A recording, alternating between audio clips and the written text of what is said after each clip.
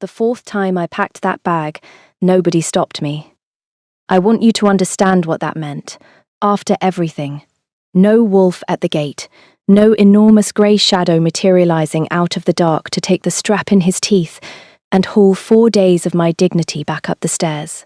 The gate simply opened, and the road simply lay there in the moonlight, and for the first time in 4 days, I got to walk through it exactly as I had been demanding to. I made it about a mile before I understood that I had not won anything. There were 3 men on that road who had no business being on it, and they were not surprised to see me. And one of them said my name, out loud, on an empty road at midnight, like a man reading it off a list. And I finally understood why the wolf had never once let me reach that gate. 11 weeks earlier, I had arrived at Carrow Keep owing a dead man's debt, and I had counted every single day until I could leave it. My name is Linnea, and I break horses, which is a trade people find charming until they watch me do it and realize it mostly involves being thrown into a fence by something that weighs 800 pounds and has opinions. I was 24 that spring, stable-born, no house, no rank, no dowry beyond a good hand with a difficult animal. My father died owing the crown 90 silver he could not pay, and in Carrow a debt does not die with the man. It passes down. So it passed to me, and I came to the king's stables to work it off the only way I knew how. And for 2 years I broke the crown's horses and counted my days and did not once let myself think of that place as anything but a sentence I was serving. Carrow was Alpha country, which meant the king's word was weather and the king's debts were law. King Dacian ruled from the keep, the strongest wolf in the northern reaches, and in 2 years I had spoken to him precisely never, because a woman working off a dead man's debt does not chat with the man who holds it. That is the part everyone gets wrong when they tell this story. They tell it like a romance. It started as a ledger. The day my term ended, the debt master signed my release, and I walked out of that office lighter than I had been in 2 years, and I went straight to my room over the stables and packed my bag. It was not much of a bag. Everything I owned fit in it, with room left over, which tells you most of what you need to know about my 2 years at Carrow. A change of clothes, my father's knife, a coil of good rope, the whole of my life, and it did not even strain the strap. I carried it to the west gate at dusk.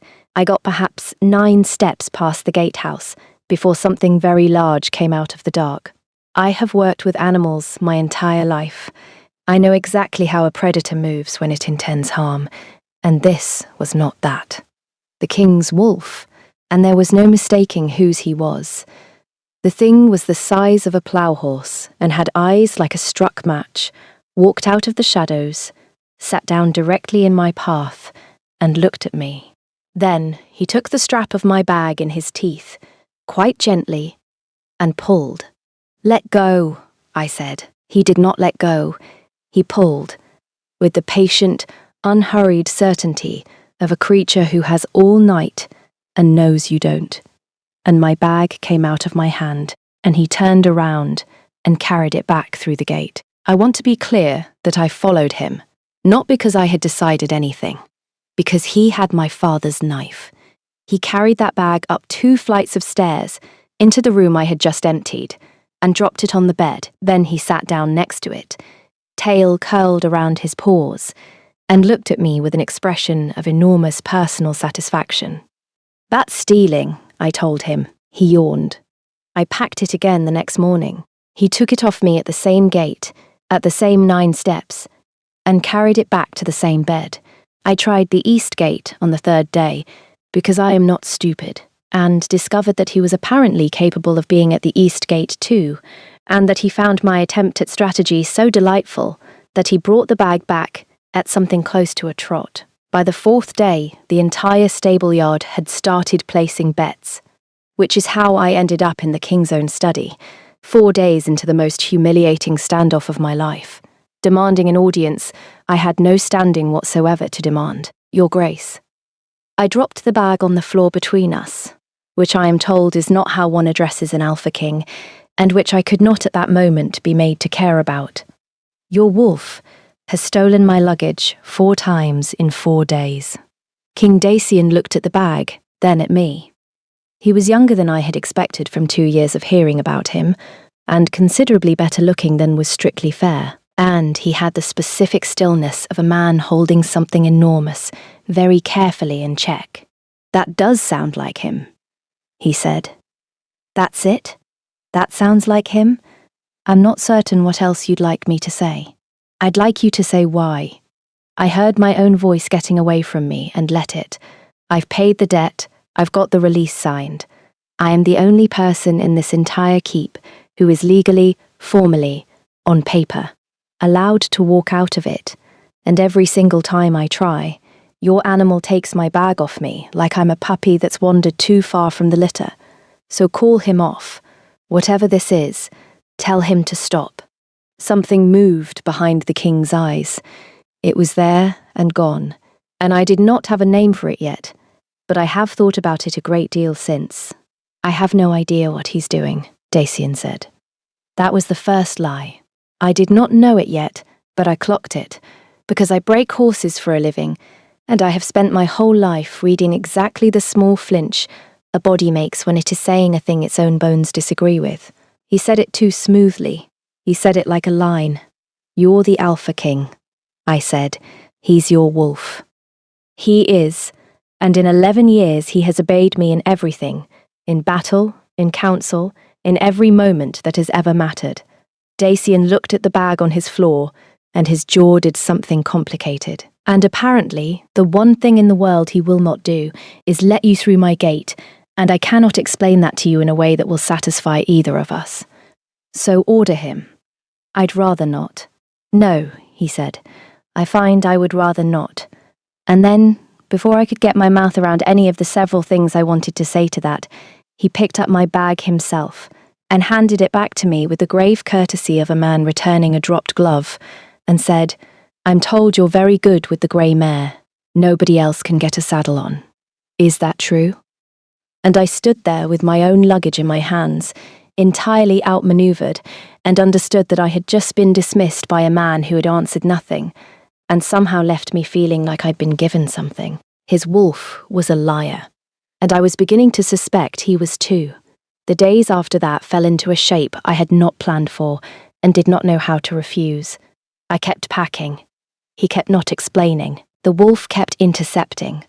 And, I will admit, because this story does not work if I lie to you, that somewhere around the 6th attempt, it had stopped being a fight and become something closer to a conversation. I would carry the bag out. He would take it. I would tell him exactly what I thought of him the whole way back up the stairs, and he would listen with his ears forward, like a creature receiving high praise, and drop it on the bed and sit on it. He started sitting on it. That was new. Apparently 4 days of returning it had not been sufficiently clear. I tried in the 2nd week to outthink him. This was arrogant of me, and I paid for it accordingly. I gave the bag to a carter headed south and walked to the gate, empty-handed, on the entirely sound theory that a wolf cannot steal luggage that is not there. I got 11 steps, 2 better than my record, before I understood that he was not at the gate at all. He was 200 yards down the road, sitting in the middle of it, with my bag between his paws and the carter nowhere in sight, radiating the smug tranquility of a creature who has anticipated you and would like you to know it. "Where is the carter?" He thumped his tail once. I never did find out. The stable yards betting had by then developed into something with rules. Old Hester, who ran the tack room, was holding the coin and had, I was informed, given me odds so poor that 2 of the grooms considered it a personal insult to the sport. Somebody had started a tally on the tack room wall. Somebody else had drawn a small and deeply unflattering portrait of me under it. The worst part, the genuinely unbearable part, is that I had begun looking forward to it. I would carry the bag out at dusk, and he would be there every time, and there was something in being expected that I had not felt in 2 years of that keep. Nobody at Carrow had ever waited for me. I was the girl who paid a dead man's debt. I was a line in a ledger with hands. And here was this enormous, ridiculous animal who rearranged his entire evening around the certainty that I would try, and who had never once been wrong. I told him so on the 9th night, halfway up the stairs, with my life in his teeth. "You know I'm going to keep doing this," I said. He set the bag on the bed, sat down on it, and looked at me with what I can only describe as enormous patience. "Right," I said. "So are you." "Fine." And in between, there was the king, who did not once ask me to stay. That was the strange part. That was the part I could not get my teeth into. A man whose wolf was physically preventing my departure had a great many things he could have said to me, and he said none of them. He did not order me to remain. He did not offer me wages, or a position, or the 1,000 small hooks a powerful man uses to keep a person where he wants her. He asked me about horses. He asked me what I would do with my freedom, and listened to the answer like it mattered. Once, when I told him I meant to buy a paddock in the south and break horses for people who paid in coin rather than in ledgers, he went quiet for a long moment, and then said, "That's a good plan. You should have it," in the voice of a man reading his own sentence aloud. He never touched me. He never once closed the distance between us in all those weeks, and I noticed the not closing more than I have ever noticed anything a man actually did. Master Ferren was the only person in that entire keep who seemed to be on my side. He was the crown's debt master, a mild, apologetic little man with ink on his fingers who had signed my release himself. And he sought me out in the stable yard in my 2nd week of the standoff, wearing an expression of genuine concern. "This has gone on long enough," he said. "It isn't right. You've paid what you owed. I signed it. I have the record. A free woman being kept in this keep by an animal. Whatever the king says about not controlling it. If you'd like, I can arrange things quietly. Papers, a horse, a route the gate watch won't be looking at. You'd be gone before anyone noticed." I could have cried, honestly. 2 weeks of an entire keep treating my life like the stable yard's favourite comedy. And here was one small ink-stained man treating it like an injustice. "Why would you do that for me?" "Because I've spent 30 years watching this keep grind people up in its ledgers," Ferren said, "and I would like, just once, to see one of them get out." I did not know, that afternoon, what I was actually being offered, or by whom. I did not know that the kindest man in Cairo was the only one in it who wanted me on a dark road, alone. Or why, if you want to find out what a king is hiding when he refuses to ask for the one thing he wants, and whether a woman who has spent 2 years counting the days to a gate can survive finally walking through it, stay with me. The reason that Wolf never let me reach the road is not the reason any of us thought, and I lived every second of finding it out. Lady Sorrel made her position clear in my 3rd week, in a corridor, in front of an audience, the way highborn women always do. She was everything I was not, and she had spent, I gathered, a year and a half being extremely certain she would be Caro's Luna, and she looked at me the way you look at manure tracked onto a good rug. "How resourceful," she said to her ladies, rather than to me. I did wonder how a stable girl would manage it, training the beast, apparently since she couldn't train the man. "I don't train anything that doesn't want training," I said.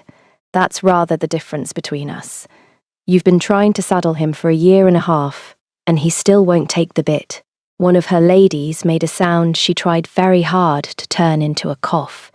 Sorrel's face went the colour of a bad wine, and I thought, walking away, that I had just met the person who would end up being my problem. I was wrong about that, and it very nearly cost me everything. The thing that changed it all, I found the way I have found most of the important things in my life, by being somewhere I had no business being, on an errand nobody had given me. Orin sent me to the king's study with a report on the grey mare, because Orin was the king's second, and had apparently decided somewhere in the 3rd week that the stable girl was going to be a permanent feature, and might as well be useful. Dacian was not there. His desk was, and, on his desk, weighted under an inkwell, was a document with my name on it. I read it. I am not sorry. It was a writ of free passage signed and sealed by the king himself. Safe conduct through every gate and every road in Cairo. Immunity from any claim, crown or otherwise. Beneath it, a deed, a paddock. 40 acres in the south, good grazing, bought outright and held in my name, with a purse attached sufficient to stock it with the kind of horses I had told him, once, in an unguarded moment, that I meant to spend my life breaking. Everything I had ever said I wanted, all of it, bought, signed, and sitting on his desk. Dated 11 weeks ago, the same week I first tried to leave, he had been sitting on it for 11 weeks. He had never sent it, and I stood there in his study, holding proof that the man whose wolf would not let me through the gate had, that very same week, quietly bought me a life I would never need to come back from. You weren't meant to see that. He was in the doorway. I do not know how long he had been there. 11 weeks, I said. You've had this 11 weeks. You could have handed it to me the first night, and I'd have been gone before the frost. Why is it still on your desk? And Dacian, who had lied to me smoothly and easily for 11 weeks about a wolf we both knew perfectly well, was doing exactly what he was told not to, finally stopped. Because if I hand it to you, you go, he said. And if I ask you to stay, you stay, and I will never know for the rest of my life whether you stayed because you wanted to, or because a king asked you to. You came here owing me 90 silver. For 2 years, every single thing you did in this keep, you did because I held a piece of paper with your father's name on it. His voice had gone rough. There is no version of me asking you for anything that isn't the crown asking. You cannot say no to me, Linnea. Not really. Not in a way either of us could ever trust. So I decided the only honest thing I could do was buy you the means to leave, and say nothing, and let you go. And the wolf, he said, with the specific despair of a man who has been losing an argument with himself for 11 weeks, does not care about my principles. The wolf has known what he wants since the first week, and has no intention whatsoever of pretending otherwise. And I have spent every single day since, telling him to stand down, and every single night, being quietly, shamefully glad he doesn't listen. He dragged a hand across his face. So yes, I lied to you. Every time. I know exactly what he's doing. He's doing the thing I've forbidden myself to do, and I have not stopped him. And I am not going to pretend that makes me innocent. Something in me went very still and very clear. 11 weeks. 11 weeks of a man tying his own hands so thoroughly that the only part of him free to want me was the part that couldn't speak. 11 weeks of me packing a bag out of pure spite at a man I had decided was toying with me, and the truth was that he had been the only person in that entire keep, treating my freedom as though it were actually mine. And I was furious. Not at the lie, at the arithmetic. You absolute coward, I said, and I did not soften it, because I was done softening things for men who outranked me. You worked all that out on your own, did you? Sat here for 11 weeks deciding what my yes was worth, deciding I couldn't be trusted with my own answer, and never once thought to ask me what I thought about it. I put the writ down on his desk. You don't get to protect me from my own choice by making it for me. That's not honour. That's just a nicer looking cage than the ledger was. At least Master Ferran's paperwork was honest about what it was. He did not answer. He had, I think. No answer. Hand me the writ, I said. Properly. Look at me and hand it to me, and then ask me the question you've been swallowing for 11 weeks, and let me be the one who decides what my own answer is worth. That's the only version of this that's real. Anything else, and you're just the ledger with better manners. And that, I understand now, though I did not then, is the exact moment my life stopped being in danger from a wolf and started being in danger from a man with ink on his fingers, because I had just decided to stay. And Master Ferran, whose kindness I had been so grateful for, could not afford that at all. I found out why the next morning, and I found out the way I find out everything, which is by being underestimated in a room full of paper. I went to the debt office to have my release copied. I wanted my own record of it, now that I intended to stay by choice rather than by sentence. And Ferrin was not there. And his ledgers were. My father owed 90 silver. The ledger said 190. In a hand that was not the original clerk's. The 9 had been made into a 19, and it had been done cleanly, and it had been done years ago. And when I pulled the volume beneath it, and the one beneath that, I found the same clean, careful alteration on 11 other names, 11 other stable-born, houseless, unimportant people quietly serving an extra year, or 2, or 4, on debts that had been paid before they ever started counting. I had finished paying my father's debt 2 years ago. I had spent 2 years of my life working off a decimal point that a mild little man had drawn with his own pen, and he had signed my release only when the king's wolf started making me visible, and he had offered me a horse and a quiet road, and papers the gate watch would not look at, not to free me. To make certain the only person in Cairo who had ever had reason to open his ledgers was somewhere no one would ever find her. Which brings us back to the road. The 4th time I packed that bag, nobody stopped me. No wolf. No grey shadow at the gate. I had told the stable yard I was riding south to see the paddock, and Ferrin had heard it. And Ferrin had made absolutely certain that this time the gate was clear, because he had spent 11 weeks watching a wolf keep me alive, and had finally found the one night I would walk out of that keep, with no one watching but him. 3 men on an empty road at midnight, and one of them said my name like he was reading it off a list. I got my father's knife out of my bag. I want that on the record, because people have since decided I was rescued, and I was not rescued. I was helped. I put my knife in the first man's arm to the hilt, and I put my boot through the second one's knee, because I have spent my whole life being thrown into fences by animals that weigh 800 pounds, and I have never once had the luxury of going quietly. The third man got a hand on me. He did not keep it long, because the wolf came out of that dark, like something the road itself had produced, and I understood, in the half-second before everything happened at once, exactly what he had been doing at that gate for 11 weeks. He had not been keeping me in, he had been keeping me alive. Some part of him had known, the way animals know, the way the king never did, that the day I walked through that gate unaccompanied would be the day someone had arranged for me to. What followed was fast and brutal and mercifully brief. Dacian was a minute behind him, on foot, having apparently run a mile in the dark from a keep he'd left the instant his wolf did. And I have since had a great deal to say to him about the fact that he did not stop to bring guards, and he has never once apologized for it. Ferrin did not run.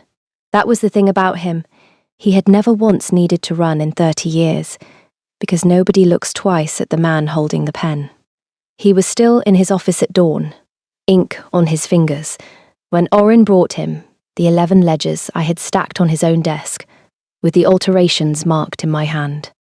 He tried, at the reckoning, to say it was clerical. 30 years of small, mild errors, all of them, coincidentally, in the Crown's favour and in his own pocket, all of them, coincidentally, on people whose names no house would ever speak for. It did not work. There were 11 ledgers, and there were 11 people, and by the end of that season, every one of them was standing in Cairo's great hall, being handed back the years he had stolen, which the Crown could not actually give them, and paid for instead in silver and land, and a formal apology from a king who read every single name aloud himself, slowly, looking at every single face, because he had decided that a man who signs a ledger he has not read is a man who deserves exactly what his kingdom becomes. I stood at the back for that, and I did not go up when my own name was read. I had already been paid what I was owed, and it had not come in silver. It had come 11 weeks earlier, from an animal who had decided the girl in the ledger was worth 2 flights of stairs a night, at a time when not one person in that keep, including the man who signed her release, including the king himself, including, if I am honest, the girl, had thought she was worth anything at all. Orin found me at the back of that hall and stood beside me without saying anything for a while, which I have come to understand is how that man says a great deal. He wanted to read yours first, Orin said eventually. I told him not to. Told him you'd hate it. I'd have hated it. That's what I said. He watched Dacian work down the list, name by name, face by face. 11 weeks I watched that man sit on a writ he'd bought you and say nothing. I thought he was a fool. I've served him 11 years, and I've never once thought that before. And I told him so. Twice. Orin's mouth moved. Barely. He said he'd rather be a fool than a man who'd taken a yes that wasn't free. I didn't understand it at the time. Watching him read those names, I think I do. 11 other people spent years in a cage nobody checked, I said, because everyone was too busy being frightened of the king to bother reading what they were signing for him. Orin nodded slowly, and now he reads everything, every ledger, every order, every name. It's made him unbearable to work for and considerably better at his job. He glanced at me. You did that. Not the wolf. You. Lady Sorrel, I should say, had nothing to do with any of it. She disliked me thoroughly and honestly, and to my face for a year and a half. And it turned out that was the most trustworthy relationship I had in that keep, because at least I always knew exactly where her knife was. It was the man who brought me tea and called my situation an injustice who put me on that road. I have thought about that a great deal since. The people who tell you plainly that they want you gone are almost never the ones who arrange it. They stitched my arm in the king's own study, and the healer told me it would scar. And I decided I did not mind. A woman who spent 2 years working off a debt she did not owe ought to have at least one mark that she chose. Dacian did not leave while they worked. When it was done, he took the writ of free passage off his desk, 11 weeks of a man's cowardice, sealed and signed, and he knelt in front of my chair, and he handed it to me, properly, looking at me. There, he said. It's yours, the road, the paddock, the 40 acres, all of it. No claim, no debt, no crown, nothing owed to me or to anyone. You can be gone by morning, and there is not one thing in this world I would do to stop you, and I want you to hold it in your hand while I ask, so that you know exactly how free you are when you answer. Ask, then, stay. His voice cracked on the one word, a man who had not let himself say it in 11 weeks, not as my subject. Not as anything you owe. Stay, because I have been quietly, unforgivably in love with you since the week you told a king his wolf was a thief, and his excuse was worse. And I would rather be told no by you honestly tonight than be said yes to for the rest of my life by anyone who was never free to say anything else. I kissed him first, with the writ still in my hand, because I wanted him to see me choose it. It was brief, and it was warm, and it settled something in me that had been braced for 2 years against ever wanting anything I was not permitted to have. That's a yes, I told him. For the record, since you've clearly been agonizing. For 11 weeks, your wolf worked it out in 4 days. My wolf, Dacian said, with enormous feeling, is a liar, a thief, and the only honest thing in this entire keep, and I have never once forgiven him for any of it. The fallout was not gentle, but most of it landed where it should. 30 years of a debtmaster's arithmetic came apart in a single ugly season, and several noble houses discovered their comfortable little labour arrangements had died with Farron's ledgers. The whole debt bondage system at Carrow was dismantled inside the year, on Dacian's order, which cost the Crown a genuinely absurd amount of money, and which he has never once mentioned regretting. 6 months later, I still break horses. I refuse to stop, and Dacian, who has learned by now which of my stubbornnesses are load-bearing, had the paddock built inside Carrow's walls instead of arguing. So the woman the court now calls Luna still spends her mornings being thrown into a fence by the grey mare, in front of an increasingly resigned audience of guards who have been forbidden from helping. The 40 acres in the south are still mine. I have never sold them. I ride down twice a year to look at them, and Dacian always asks, with a very carefully casual face, whether I've enjoyed the trip, and I always tell him the truth, which is that the best part is coming back. I keep the deed because a woman should always know exactly where her own road is. That is the entire point of having chosen not to take it. His wolf, having won comprehensively, has entirely abandoned any pretense of good behaviour. He sleeps across our doorway. He steals things.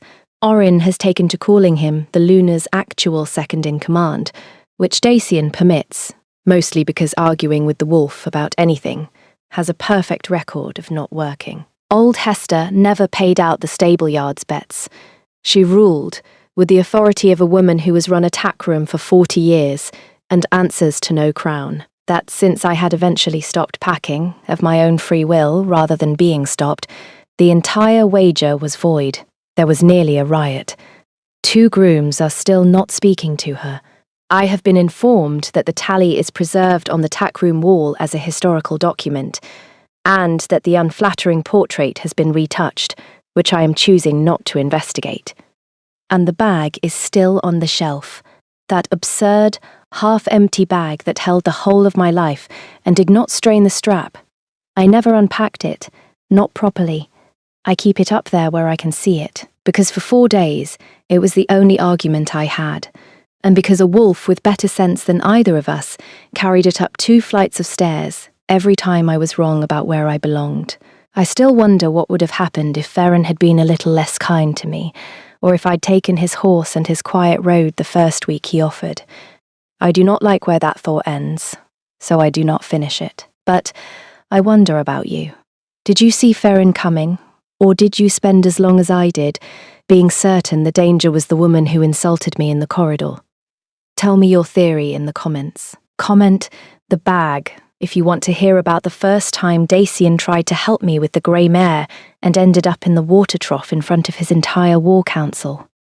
And if you want more nights like this, one, a king who tied his own hands rather than take a yes he hadn't earned, a woman who packed the same bag 9 times out of spite, and a wolf with no principles whatsoever and considerably better instincts than either of them, stay close. There is more of Caro left to tell. Where are you listening from tonight? I would love to know.